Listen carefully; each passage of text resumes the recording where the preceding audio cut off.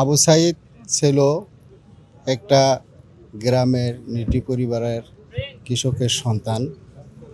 তার যে মেধা ছিল, আল্লাহ পাক যে তার মেধা দিছিল, সে 5-এ বৃত্তি এবং 8-এ বৃত্তি এবং এসএসসিতে স্কলারশিপ এবং ওনার যে মেধা, ওর যে ব্রেন, আসলে যে কোঠা আন্দোলন করে ওনার চাকরির জন্য উনি যে আন্দোলন করছে, এটা কখনোই আমাদের মনে হয় নাই যে ওর চাকরির জন্য ওর কোনোদিন কোঠা লাগতো।